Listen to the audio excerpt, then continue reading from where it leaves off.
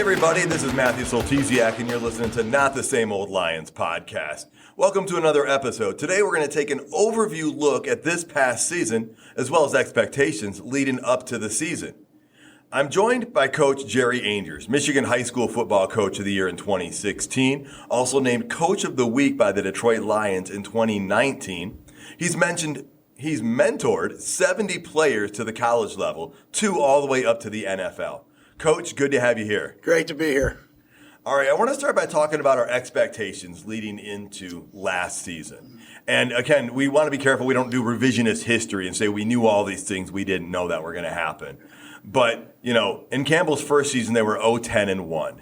And they went 3-3 to finish the season. And, what were you thinking during last offseason about the Lions' potential for this current season that just ended? Well, I thought the same thing, especially the way they finished strong the previous year. I knew coming into this year, and, of course, we can talk about hard knocks and seeing all that stuff and the draft and basically how they're lining up which player was going to fit into which position. We all go back to we're going to bite kneecaps, and he got the boys in there for that. So we definitely good to see, and it was excited for the season to start. Yeah, I'll tell you the first half of his first season, I had a lot of questions about Jared Goff, and then you look back and you realize the pieces around him weren't in place and all that. But when the season ended 3-3, those last 6 games, I am a typical Lions fan who has a lot more optimism than maybe I should, and so going into the season, my hopes were quite high for the Lions. I was like, I actually remember sitting on the lake shore of Lake Michigan with my father-in-law and brother-in-law saying, I could see 8 or 9 wins. I said, I don't know that we're going to make the seasons, but I think 8 or 9 wins, which obviously we know that's kind of right where they fell. Did you have any win total expectation or not really? I mean, you and I talked a few times in the hallway at school about that. How, if they win 9, if they win 8, if they squeak into the playoffs. But, you go back to that 3-3 at that start or at the end of the season, the previous year, and, they changed their OC.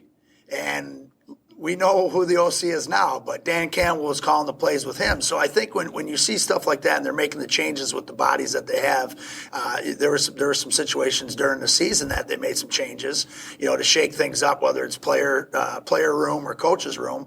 And, you could see there's writing on the wall that this may turn out to be a lot of fun to watch. For sure. And, the hard knocks bump before the season just kind of poured more Kool-Aid into the jar, if you will, and got us even that much more excited going into the season. And, before the season started, I talked to my uncle. I'm like, all right, we're going to a game. What game are we going to go to? And we're like, season opener could be good. The Packer game is always a good one to choose. And so ultimately we chose the Packer game. But let's talk about that start. That start was, 1-6, right? Not what I don't think anybody expected based on what people were reporting coming out of training camp, and then obviously the hard knocks thing. So 1-6. What were your thoughts when the Lions were going through that? Again, I looked at it. New coaching staff. You're under their belt. New offensive coordinator. A ton of young players. What they did against Philadelphia week 1.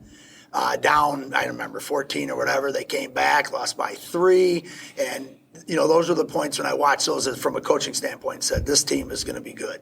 You have to look at, and that 1-5, 1-6 start. Of course, after the 1-5 start, they made the changes with the coordinators. They traded a very good tight end, but things made a big difference on that. But you could tell, as your podcast, that it's not the same old Lions. And I think that was one of the things. Coach Glenn, you talk about the defense giving up a ton of points.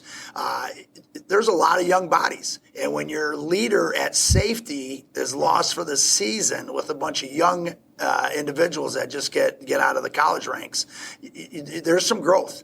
And there's some growing pains, I should say. And we saw how the growth went as the season went on. Oh, for sure. I mean, with the injuries, you saw rookies being thrust into a starting role where they were supposed to be a backup for most, if not all, of the season.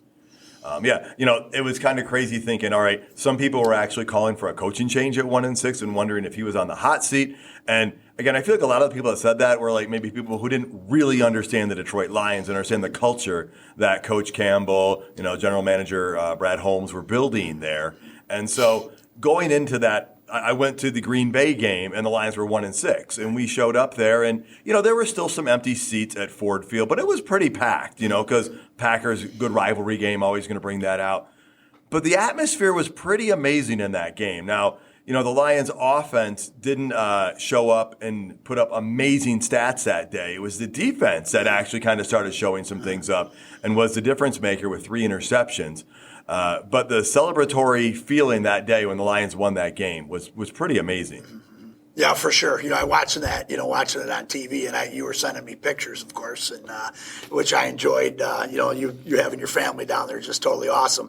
But that the biggest thing is, from a coaching standpoint and as a fan standpoint, when the owner backs the coach when they're 1-5, 1-6, and they make some changes that people aren't going to be happy with, you kind of start feeling that things might change around on this. I was reading something today on Okudah was talking about losing his coach being fired. He had mixed emotions with it because Sure. He enjoyed him as a coach. He felt he turned his career around. But the other thing is, Okudah said he looked in the mirror and said, "It may be us, the players. We better right this ship." And so I think that had a lot to do with it. And they had a big victory in that instance. And the rest is history. Right, and again, some people may have thought it was the same old Lions, but a lot of fans still believed. It wasn't like everybody was turning their backs on them. And actually, I had a great moment. As you know, I dressed up as Dan Campbell for Halloween, Yes. and that game against the Packers was the first game after Halloween. So I took my costume to Ford Field, and I got a good chuckle out of Coach Campbell. I yelled to him from the sideline, and I think he found it quite amusing that I dressed up as him for Halloween. But yeah, the crowd got into it, and you could see the beginning of things. And actually, that was the beginning of a 6 wins in 7 games. Now, part of that was there were a lot of injuries early in the season with that 1-6 start, and a lot of people don't think about that or understand the full complexity of that. But during that 6 wins in 7 games, one of them was the Minnesota game, and the momentum was continuing to grow. And you actually went down to the Vikings game in Detroit. Yes. What was that like? Incredible. I had season tickets and player tickets for 10 years when I lived down in the Detroit area, with Lomas Brown and the Barry Sanders era and David Lutz and so on and so forth. I'll drop all the names I want, Mark Spindler. For sure. But, the atmosphere at the Silverdome back in those days was pretty loud. Of course, when there's 80,000 people in there screaming, it got loud. Oh, but yeah. there was just something different about Ford Field when I walked in there. The atmosphere, the people in the parking lot, the people waiting to get into the games, the pregame, the guys coming through. Of course, the flip by I can't remember who it was, Sewell coming out. Just watching that, having the singer from Oxford sing, the girl, honoring number 42 was just incredible. I don't think there was a dry eye in the place. Yeah. And so when you saw that, and then the music and the Lions cam, where their kids are holding, the parents are holding their Lion King up. Oh, sure. Just those things was just incredible. That whole atmosphere, that whole time I was there, I was just awestruck on how much they have done behind the scenes to make this a winning program. For sure. And then again, as we see a couple wins start to happen, it's a snowball effect. And we saw that with the team. We see that with the crowd and the stadium. And, they finished, 8-2, their last Correct. 10 games of the season. And, you and I, we bantered back and forth. We were inches away from making that drive to Lambeau Field for that final game. And even though it didn't get us into the playoffs, I think every Detroit Lions fan was very satisfied with that game, with that victory, and basically, obviously, how the season ended. Oh, for sure. I mean, and again, that it springboards you, like they say, into next year. They know they have something to build on. They know they were 9-8. They know they were in a playoff atmosphere. I've been reading quotes from all the coaches, and they said that game was a playoff game for them. Win or lose. And then of course Campbell saying, "We're not going, they're not going." You love that stuff, and I think that's the biggest thing is they have something to build on. But they also you look at the big loss when we got rolled over by 320-yard rushing. Amongst that 8-2 streak, and what happened was the younger guys started realizing we cannot miss an opportunity. The 1-6 start, maybe the Thanksgiving Day game, we pull that victory out. There's a lot of ifs, and I think a lot of those ifs will be turned into positives for next year. And I think that's what the biggest season is. Can't wait to see what they're going to do for the next 3-4 months to get ready. For sure, because I think the big surprise question mark was once we started winning all those games towards the end, was that Carolina game where we were not able to stop the run. And so they obviously, it's how you respond afterwards, right? How do we respond after the Buffalo game? I told people, what matters is how they come out against Jacksonville. And they handled Jacksonville, and you saw how well Jacksonville finished their season. Yes. And then how do we react after the Carolina game? Well, we took care of the Bears and also the Packers to finish the season strong. So great learning moments, Yes. right? Yeah, for sure. And look at the Bears game. How did it start out? I think he had 100 yards rushing in about the first minute. Right. Not first minute. And then, but they rallied and turned it around. And I don't care whether he was injured or not. They still, you could see they put an emphasis on stopping the run. They made a couple adjustments. Coach Glenn, I think, made a couple of adjustments on run stop, and it turned the game around. And we went into the Packers game, who was a big running team. Rodgers hasn't had his best passing stats in a long time because they've relied on the run and their running backs.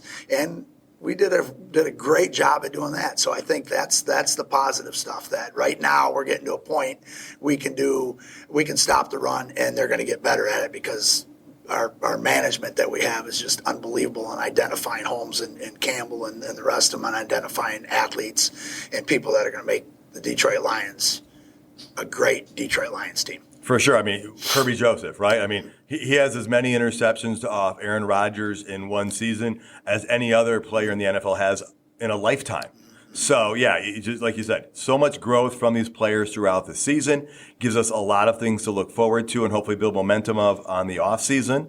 And it's a great spot to end. And look forward to next year. And again, we're going to be looking at different things. We'll break down the positions coming up and different aspects of the Lions. Okay, thanks for having me. It's awesome talking about the Honolulu Blue. Awesome. Thanks so much for tuning in, folks. Please subscribe to the podcast to get alerts about new episodes. And until next time, stay gritty, my friends.